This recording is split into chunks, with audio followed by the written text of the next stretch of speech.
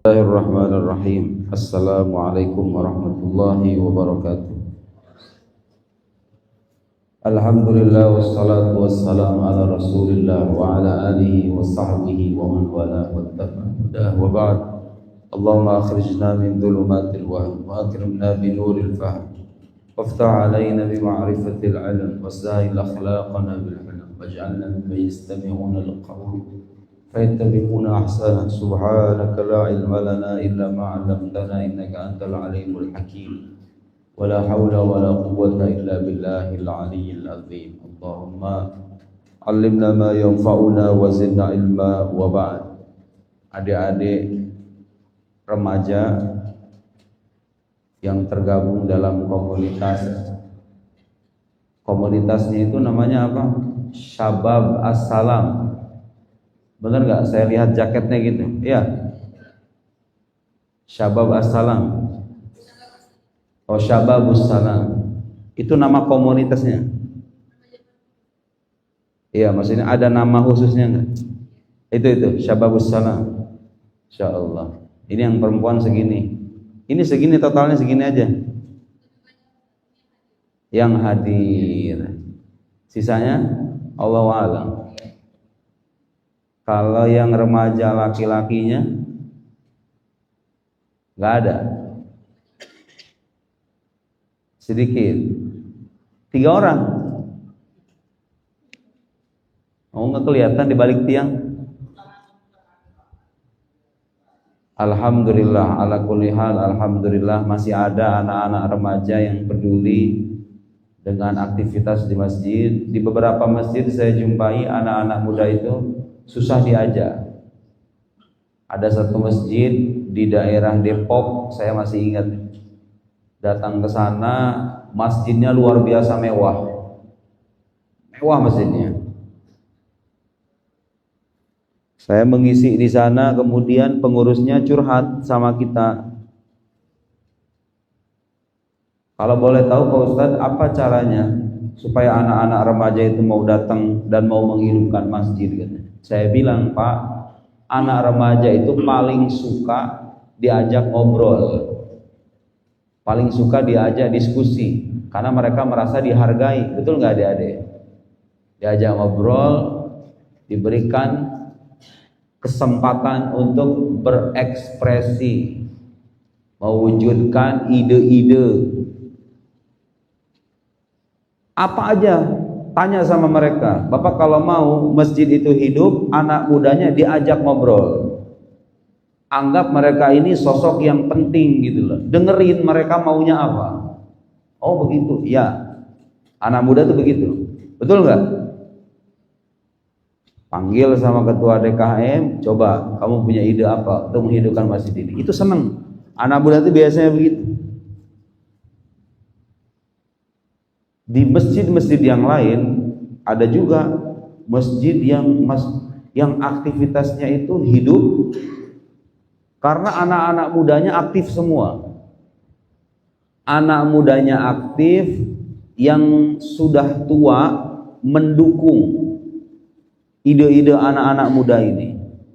Mereka mau bikin acara A dan acara itu bagus, didukung, butuh dana berapa? Kasih tanpa banyak tanya. Yang tua mensupport, yang mudanya bergerak maju itu masjid. Ada di daerah Bintaro. Ini saya hari ini pulang ke Jakarta, sorenya mengisi di masjid ini nih, Masjid Raya Bintaro Jaya. Oh itu luar biasa itu masjid luar biasa. Pengajiannya hampir setiap hari, bisnisnya banyak, punya klinik, punya bisnis food court. Pokoknya itu masjid, ekonominya, keilmuannya, anak mudanya, orang tuanya hidup semua itu. Salah satu rahasianya adalah karena pengurus-pengurusnya ini orang-orang yang mereka sudah selesai dengan dunianya masing-masing, tidak mencari keuntungan dan penghasilan di masjid. Orang kaya raya mendedikasikan hidupnya untuk agama. Subhanallah, anak-anak mudanya segede-gede gini nih, waduh, Luar biasa. Kalau mau masjid ini hidup, salah satu kuncinya begitu. Anak-anak muda yang punya semangat ini jangan dipatahkan semangatnya. Sekali mereka mempunyai ide dan ide ini kreatif, bagus, dukung. Betul nggak adik-adik? Lebih semangat anak-anak muda itu kalau dapat dukungan, ya kan? Merasa diberikan tempat, merasa dihargai. Itu. Tapi anak-anak muda sekali dipatahkan semangatnya, langsung balik dia. Begitu Pak, anak-anak muda tuh begitu.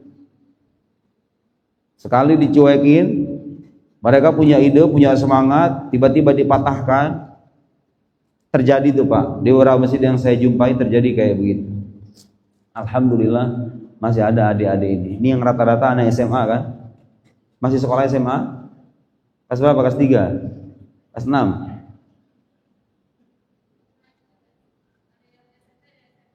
Oh, ada SMP? Masya Allah. Yang mana yang SMP? Gak hadir kan? Gak dapat izin orang tua. Adik-adik saya mau pesan, karena ini di daerah Belitung ini masih pedesaan. Kemudian saya melihat dari jauh seperti apa pola kehidupan masyarakatnya. Saya ingat dengan masa lalu saya di kampung. Adik-adik nanti kalau mau berkarir ya, kalau mau berkarir, meningkatkan level kehidupan, jangan hanya berdiam di sini, harus mau memberanikan diri melanglang buana ke kota lain, ke negeri lain, dan jangan pernah takut. Jangan pernah takut kehilangan bekal. Jangan pernah takut kita terbanting oleh keadaan, terhimpit dengan kesusahan. Oh, itu banyak kisah orang dengan tekad yang bulat, dengan kucuran doa dari orang tua, dia bisa meraih impian-impiannya di negeri orang. Ada satu bait syair yang dinisbatkan kepada Imam Syafi'i, bunyinya itu begini. Ini bukan berarti saya ngajarin supaya keluar kota semuanya, kemudian sampai kampung ini nggak ada yang membangun gitu ya, enggak, bukan. Pada akhirnya tetap harus ada satu dua yang pulang ke kampungnya mengajarkan agama, menghidupkan agama di kampung ini, harus ada. Tapi semuanya harus punya semangat itu. Soalnya begini, saya sendiri ngerasa sekolah di Kairo 9 tahun, saya hidup di kampung. Kalau saya pulang dari Kairo itu balik ke kampung dalam keadaan seperti itu, kayaknya ilmu saya nggak kepake gitu loh. Tergantung nanti keahlian ya. Kalau memang punya keahlian yang sekiranya bisa manfaat di sini, balik ke sini. Tapi sekiranya punya ilmu yang sekiranya bisa manfaat di luar kota, kita merantau dan seterusnya, merantaulah sejauh mungkin. Dan jangan pernah takut kehabisan bekal. Saya nggak pernah ngalamin itu selama merantau ke berbagai tempat. Saya sendiri mondok tuh merantau dari Sukabumi ke Tangerang. Jauh kan itu, Sukabumi ke Tangerang, Tangerang ke Mesir. Imam Syafi'i itu pernah bilang gini, safir tajid iwadhan amman tufariqu wansab fa inna ladzidal aishi fin nasabi inni ra'aitu wuqufal ma yufsiduhu insaha taba wa illam yajri lam yatibi. Oh subhanallah, filosofi Imam Syafi'i, motivasi untuk anak-anak muda. Kata Imam Syafi'i begini, apa safir itu artinya apa? Lakukanlah perjalanan, merantaulah, safir, merantaulah, maka engkau akan menemukan pengganti bagi sosok yang engkau tinggalkan. Kalau mau merantau, gak usah khawatir orang tuanya gak ada yang ngasih makan, gak usah khawatir dengan sanak keluarganya, gak usah khawatir adanya gak ada yang ngasuh, gak usah khawatir nanti nasib dengan keluarganya. Kalau niatan merantaunya untuk menghidupkan agama Allah, menjadi orang yang manfaat, mencari ilmu setinggi mungkin, gak usah khawatir dengan keadaan, nanti akan ada penggantinya, tenang aja. Saya 2012 ke Mesir, itu dalam keadaan orang tua saya sendirian. tidak punya pekerjaan, hanya sebatas ibu rumah tangga, tidak punya pekerjaan tetap. Saya tapi tidak pernah bertanya dari mana penghasilan bulanan, dari mana uang bulanan nih. Saya nggak pernah nanya. Tapi orang tua saya hidup. Orang tua saya hidup karena saya merantau niatannya menuntut ilmu, mendalami agama Allah, pengen menjadi orang bermanfaat. Asal punya niatan itu tuh, tenang aja. Kata Imam Syafi'i, kamu berkelanalah seluas mungkin, nanti akan kamu jumpai pengganti bagi orang yang engkau tinggalkan itu. Gak usah khawatir. Gak usah khawatir ibu saya nanti gak ada yang menemani. Allah yang menemani ibu kita. Dia yang akan menjamin rezekinya. Gak usah khawatir. Selama orang tuanya ridho. Selama orang tuanya ridho. Kalau orang tuanya tidak mengizinkan, jangan. Tapi kalau bisa para orang tua kalau punya anak, punya cita-cita ingin melanglang buana ke berbagai negeri, dukung. Aduh saya khawatir itu anak saya perempuan, kalau anak perempuan nanti khawatir terbawa arus, terbawa pergaulan. Bapak, ternyata yang seringkali melindungi anak kita dari hal-hal buruk itu sebetulnya doa kita sendiri.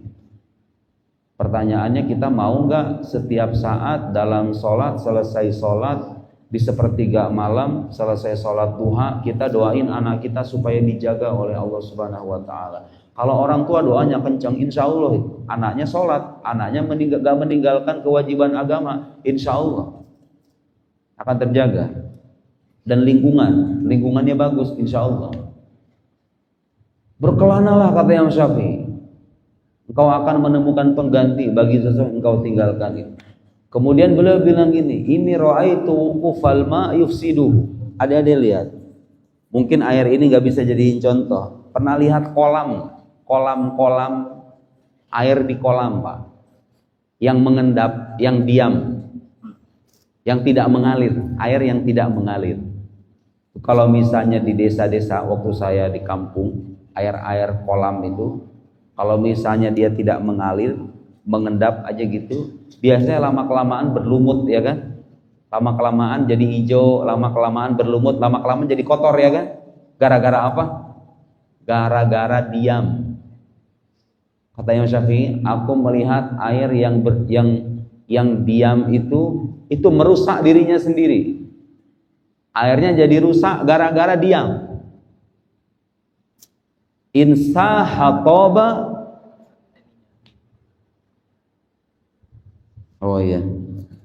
Insahatoba wa illam yajri lam yatibi. Kalau air itu mengalir, airnya jadi air segar. Tapi kalau nggak mengalir, kotor, keruh, berlumut, ya kan? Air itu ketika diam dia rusak, tapi ketika mengalir dia bermanfaat, berguna, bisa diminum gitu loh. Manusia itu begitu. Kalau sukanya di atas kasur, tidak melewati pintu rumahnya, hanya ingin diam di rumah, gak mau kuliah, gak mau belajar, gak mau berkarir, gak mau menatap masa depan, hanya sebatas ingin bermain handphone, bangun tidur main handphone, kemudian makan, minum, buka handphone lagi, sebelum tidur main handphone, kerjanya tiap hari main game, gak ada visi ke depan, gak ada apa yang mau dibangun, gak ada impian-impian, hanya sebatas makan, minum, main, istirahat. Sebetulnya kita gak jauh beda dengan binatang kalau begitu kan. Kalau hanya sebatas makan, minum, tidur, bermain. Semua binatang melakukan itu. Betul nggak adik-adik? Semua binatang melakukan itu. Makan, minum, tidur, bermain. Manusia itu terlalu mahal, terlalu istimewa kalau harus disamakan dengan binatang. Ada banyak karunia yang tidak diberikan kepada binatang, kita punya gitu loh. Kalau kita hidup hanya sebatas untuk mencukupi perut, hanya makan, minum, tidak mau tuh melihat tantangan-tantangan ke depan, men-challenge diri kita sendiri. Ya begitu pada akhirnya, ibarat air yang mengendap itu, nanti lama-kelamaan berlumut itu, lama-kelamaan hidupnya berlumut, keruh, tidak berwarna, tidak indah, tidak bermanfaat pada akhirnya. Beda dengan air yang mengalir. Manusia juga gitu. Kemudian beliau bilang, wansab fa inna ladidal aishi fin nasabi. Wansab, dan bersusah payahlah, karena sesungguhnya kenikmatan hidup itu ada dalam kesusah payahan. Adek, lebih suka mana? Bersusah payah kemudian dapat hasil, atau hidup enak tapi monoton? Monoton, tahu monoton kan? Maksudnya hidupnya tuh gitu-gitu aja gitu loh. Hidupnya udah enak tapi monoton. Monoton itu artinya gak berwarna gitu loh. Hidupnya ya gitu-gitu aja. Lebih enak mana? Tergantung mental sebetulnya. Ada mental-mental anak muda yang mereka itu gak mau capek-capek, maunya yang instan-instan. Yang penting aku punya uang, selesai. Saya masih ingat, saya punya teman, ini adik-adik nanti selesai sekolah SMA, kalau saya boleh saran, jangan berhenti belajarnya, langsung ke jenjang kuliahan. Kalau bisa merantau. Kalau nanti memang bisa bermanfaat untuk kampung sendiri, balik ke kampung. Saya nggak balik lagi ke kampung karena saya merasa kalau saya ke kampung saya nggak kepake. Di kampung orang-orangnya itu masih ngurusin santet sama teluh. Sementara saya nggak punya keahlian, ustadz itu baru punya apa namanya maisyah. Kalau seandainya bisa melayani santet-santet dan teluh-teluh, saya nggak bakal kepake hidup di kampung karena situ saya merantau.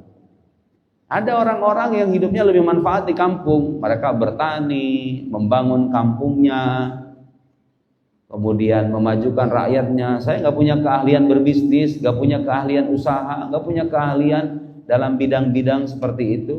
Akhirnya saya merasa hidup saya lebih manfaat kalau di kota. Sekarang saya hidup di kota, merantau. Dilihat nanti, tapi itu nanti. Yang penting harus ada visi dulu. Selesai sekolah, pokoknya saya harus kuliah. Saya nggak punya biaya, tapi jangan usah khawatir. Walladzina jahadu fina, ada ayat dalam Al-Quran, walladzina jahadu fina lanahdiyannahum subulana. Perhatikan janji Allah. Kalau Allah sudah janji, mustahil diingkari. Apa janjinya dalam Quran? Walladzina jahadu fina, orang-orang yang bersungguh-sungguh berjuang, bersungguh-sungguh jihad. Jihad itu kan artinya melakukan suatu aktivitas dengan penuh kesungguhan dan tekad bulat. Orang-orang yang bersungguh-sungguh berjuang di jalan kami. Di jalan kami artinya memperjuangkan agama Allah. Ingin menjadi orang yang bermanfaat. Bermanfaat untuk hamba-hamba Allah. Pokoknya kuliah, sekolah, merantau, niatannya sungguh-sungguh supaya menjadi manusia bermanfaat dan memperjuangkan agama Allah. Apa janjinya? Kata Allah, lanahdiyannahum subulana. Sungguh kami benar-benar akan menunjukkan jalan-jalan kami. Disebutnya kata subul. Subul jama' dari kata sabil. Artinya kalau sabil artinya jalan. Kalau subul artinya jalan yang banyak. Seolah-olah kalau mau diterjemahkan bebas begini. Kalau Anda mau bersungguh-sungguh, mau bersusah payah, punya kebulatan tekad, ingin memperjuangkan agama Allah dimanapun Anda berada, gak usah khawatir. Allah akan bukakan jalan yang banyak untuk Anda. Asal punya niatan itu tuh. Mau ngapain sekolah? Aku ingin menjadi manusia bermanfaat, ingin menjadi orang yang kelak bisa membantu hamba-hamba Allah yang lain. Mau jadi ahli agama, diniatkan ilmunya nanti menjadi jalan untuk hamba-hamba Allah yang lain. Mau jadi pengusaha, niatkan usahanya supaya bisa membantu hamba-hamba Allah yang lain. Mau jadi pejabat, niatkan punya jabatan itu supaya bisa memberikan manfaat luas kepada hamba-hamba Allah yang lain. Mau jadi petani, berniat dalam hati supaya apa yang kita usahakan ini nanti dimanfaatkan oleh hamba-hamba Allah yang lain. Pokoknya itu orang kalau punya niatan kayak gitu, mau jadi petani, mau jadi ustadz, mau jadi pengusaha, mau jadi pejabat, dia akan mendapatkan banyak solusi dalam hidupnya. Itu udah janji Allah itu. Udah janji Allah. Asalkan itu tadi, bersungguh-sungguh di jalan kami, kata Allah. Subhanallah Bapak Ibu, adik-adik. Saya sendiri secara pribadi merasakan itu.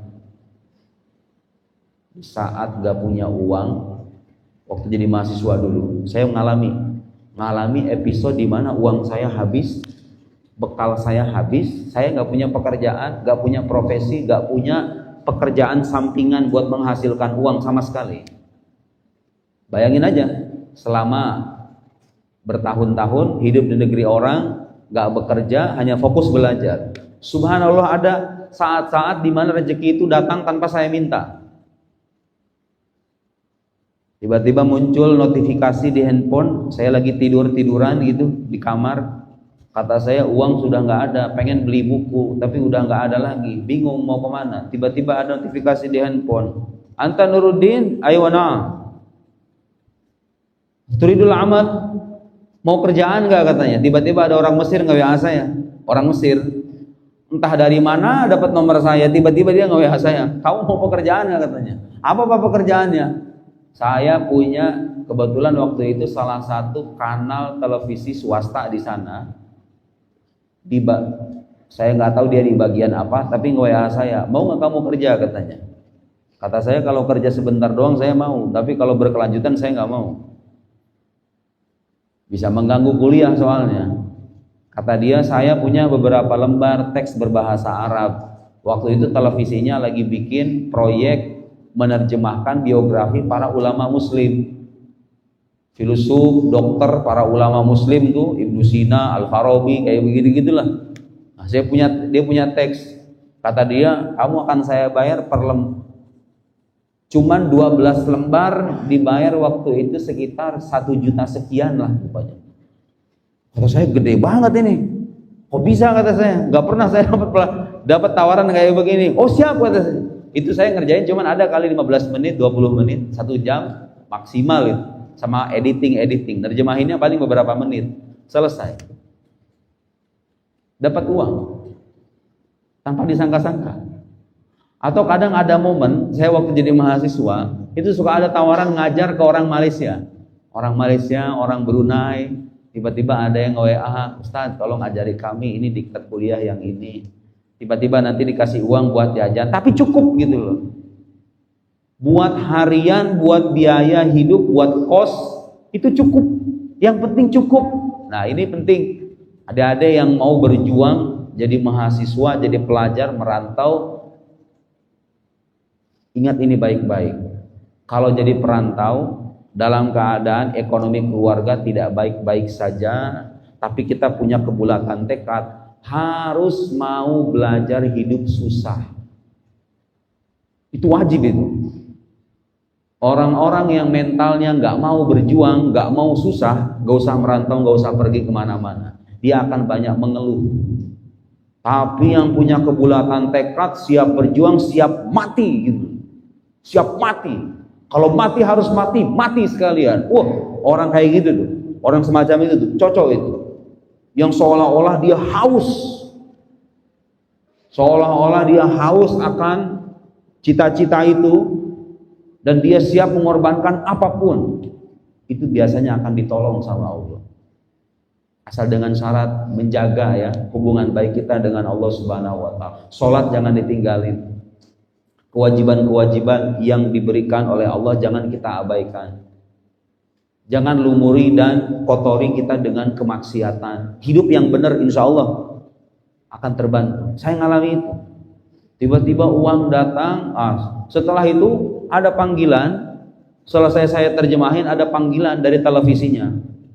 Ini kamu sudah menerjemahkan katanya. Sekalian aja kamu nanti casting ya. Bikin rekaman. Di mana kata saya? Ada di daerah ini. Nanti saya anterin. Saya rekaman di televisi waktu itu. Saya sempat nanya sama orangnya, "Bapak tahu nomor saya dari mana?" kata saya. Kan kita nggak pernah kenal sebelumnya. Terus yang pegawai televisinya bilang, "Oh, saya punya teman orang Mesir, namanya Karim. Karim ini teman dekat saya di Mesir. Dia katanya yang kenalin saya. Tanpa direncanakan, tanpa ada harapan, kalau sudah waktunya datang, rezeki itu datang, dia akan datang."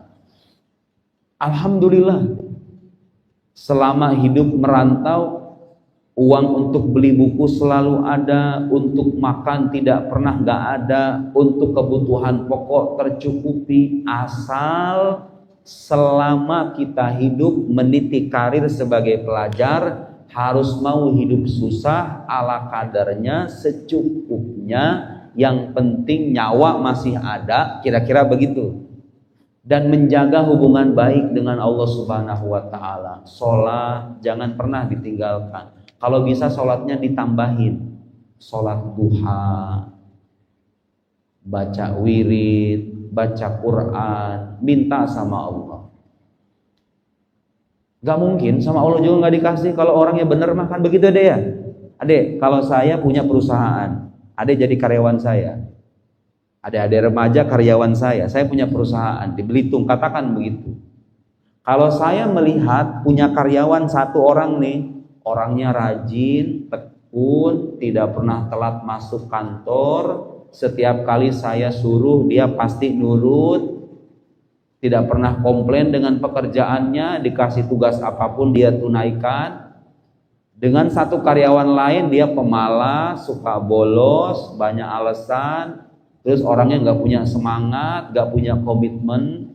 Kira-kira kalau saya punya dua model karyawan semacam itu, mana yang saya muliakan? Mana yang saya naikin gajinya? Kalau saya harus naikin gaji, mana yang kalau saya pengen menjamin kehidupannya, mana yang harus saya jamin kehidupan? Jelas. Kita ini kalau nunjukin di hadapan Allah, sholat gak pernah kita tinggalkan. Apa yang dia larang gak kita lakukan, apa yang dia wajibkan kita tunaikan, apa yang dia suruh kita amalkan. Gak mungkin sama Allah itu diabaikan gitu loh, ya kan? Kita aja nih, saya sebagai pemilik perusahaan ngelihat karyawan kayak begitu, ima saya naikin gajinya, ya kan? Ima saya kasih bonus, ima saya kasih kerjaan tambahan, ima saya naikin jabatannya, begitu kan? Jadi kalau mau hidup ini dijaga, diatur, dibimbing, dipedulikan oleh Tuhan kita, maka kita harus belajar membangun hubungan baik itu dengan Allah Subhanahu wa ta'ala. Begitu kuncinya, begitu. Hanya saja di fase-fase awal itu kadang ujian itu suka datang tuh. Kalau yang perempuan biasanya ujiannya itu laki-laki, kalau yang laki-laki perempuan. Biasanya ujian anak remaja itu ima duit atau perempuan, begitu kan biasanya? Ima duit atau perempuan. Ya kan? Kenapa? Waktunya boleh 5 menit lagi, soalnya nanti masih ada sesi tanya jawab. Boleh. 2 menit lagi, nanti mau sharing. Oke, siap. Siap-siap tuh, tahan godaan itu ya. Tahan godaan duit, tahan godaan perempuan. Kalau perempuan ya laki-laki, tahan godaan itu. Aduh, pokoknya kalau udah merantau tuh godaannya itu biasanya. Saya dapat godaan duit, teman-teman saya waktu di Kairo itu punya pekerjaan, penghasilannya kadang puluhan juta sebulan. Saya nggak kerja sama sekali, boro-boro puluhan juta, untuk makan aja kita masih muter-muter duit yang ada itu. Itu godaan luar biasa Pak. Saya punya adik kelas, dia punya penghasilan belasan juta dalam sebulan. Padahal adik kelas saya, karena dia bekerja. Saya nggak bekerja.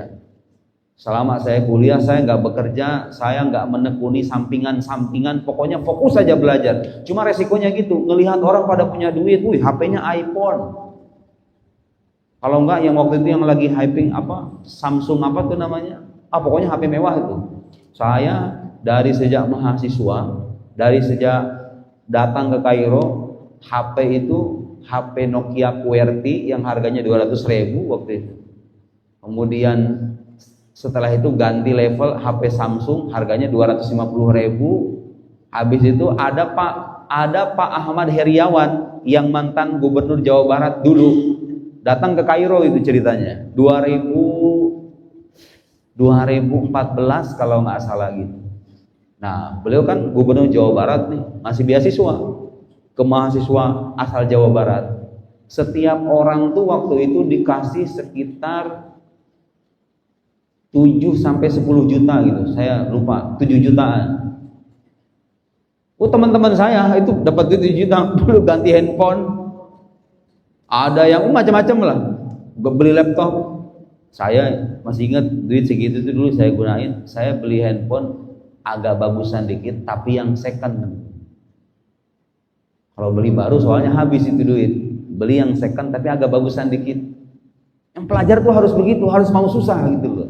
Jangan kemudian kita berekspektasi udah masih belajar, pengen punya kerjaan. Biasanya nggak maksimal itu. Kalau orang kuliah sambil kerja, itu biasanya kuliahnya nggak maksimal, kerjaannya juga gitu-gitu aja. Kalau mau kuliah, kuliah aja, nggak usah kerja. Ya, tapi saya terpaksa Ustaz dengan keadaan. Gak apa-apa kalau terpaksa keadaan, tapi ingat yang diprioritaskan tetap kuliahnya. Perlu ada kesepahaman antara orang tua yang sedang menyekolahkan anak. Jangan berharap anaknya bisa membantu ekonomi keluarga di saat dia kuliah. Jangan, biarin dia jangan belajar, jangan kerja dulu. Suruh belajar yang serius. Kalau belajar serius, jadi orang yang punya keahlian, selesai kuliah, ya Allah ya Karim, itu duit gak usah kita cari, dia nyariin kita sendiri. Asalkan apa? Kita kuliah serius, punya keahlian, matang wawasannya, keahliannya, orang akan mencari kita. Dan itu yang akan membuat kita bernilai. Kemampuan dan keahlian itu yang buat kita bernilai. Pada akhirnya, tinggal nanti dilihat kalau sudah punya keahlian, sudah terwujud cita-citanya, merantau ke luar negeri, melantau ke luar kota, lihat nanti kira-kira ilmu ini bisa manfaat buat siapa? Buat manfaat orang di kampung atau manfaat kalau kita merantau. Dilihat sekiranya manfaat untuk orang banyak di luar sana, pergi keluar, cari jodoh orang Jakarta. Mau? Tapi jangan sampai kena boti ya. Di Jakarta banyak boti. Hati-hati. Cari jodoh orang Tangerang. Ini saya bawa orang Tangerang. Mau saya jodohin sama santri saya. Masih jomblo dia. Masih lama deh, masih lama. Jangan mikirin kawin dulu. Masih ada fase 4 tahun, 3 tahun ke depan, 4 tahun ke depan. Karir hidup Anda masih panjang. Tapi itu tadi ya, adik-adik yang mau meningkatkan level kehidupannya, jangan bergerak di sini aja, merantau yang jauh, cari ilmu sebanyak-banyaknya. Nanti kalau mau pulang, pulang. Kalau enggak, merantau, bangun karir di sana sampai mati. Karena kita hidup di dunia ini buat itu doang sebetulnya. Kita diciptakan oleh Allah Subhanahu wa Ta'ala untuk menjadi hambanya, memberi manfaat kepada hambanya yang lain. Udah selesai. Tempat kita bercocok tanam di sini sekarang. Bukan tempat kita bersenang-senang dan bermain. Kita bercocok tanam. Wansab, kata Imam Syafi'i. Berlelah, bersusah payahlah. Harus mau capek jadi orang itu. Fa innal ladzal 'aish fin nasab. Karena sesungguhnya kenikmatan hidup itu ada dalam kelelahan. Coba bayangin dapat duit 5 juta hasil jerih payah keringat sendiri, dengan 5 juta dikasih orang, lebih enak mana? Tergantung mental sih sebetulnya. Kalau mental pemalas biasanya ya saya mending dikasih orang Ustaz. Lebih enak itu. Ya mental pemalas kayak gitu. Kalau mental pejuang gak begitu. Saya gak mau. Saya mau kerja. Uang yang diperoleh dari hasil jerih payah itu lebih terasa, lebih berharga, lebih bernilai, lebih istimewa ketimbang yang didapat dengan secara cuma-cuma. Begitupun cita-cita, begitupun masa depan harus mau. Nah, pada akhirnya tuh kalau kita bisa mencapai itu, nanti jadi bahan cerita, ya kan? Untuk anak, untuk saudara. Ya Allah, nak, ibu waktu zaman kuliah dulu makan pakai garam. Tuh lihat. Jadi cerita buat anaknya kan. Emang iya mah? Iya. Karena saking gak punya uang. Tuh lihat. Selalu kenangan-kenangan pahit itu pada akhirnya menjadi pelajaran berharga. bagi saudara kita, anak kita, keluarga kita, murid kita, kalau nanti kita jadi guru, perjuangan-perjuangan itu, sehingga orang terinspirasi dengan jejak kehidupan kita. Beda dengan orang yang sejak awal hidupnya lurus aja gitu, nggak ada perjuangannya. Dia mau punya uang jajan sekian juta, dikasih orang tuanya. Mau kendaraan, dikasih orang tuanya. Apa-apa dikasih orang tuanya. Kan gak ada ceritanya itu. Gak bisa ada yang dibanggakan atau diceritakan sebagai pengalaman berharga kalau hidup kita serba lurus aja gitu. Nah, hidup yang benar memang begitu. Harus zigzag gitu. Sehingga berwarna. Wansab fa inna ladzal 'aish fin nasab. Bersusah payahlah karena kenikmatan hidup ada dalam kesusah payahan, bukan dalam kemewahan.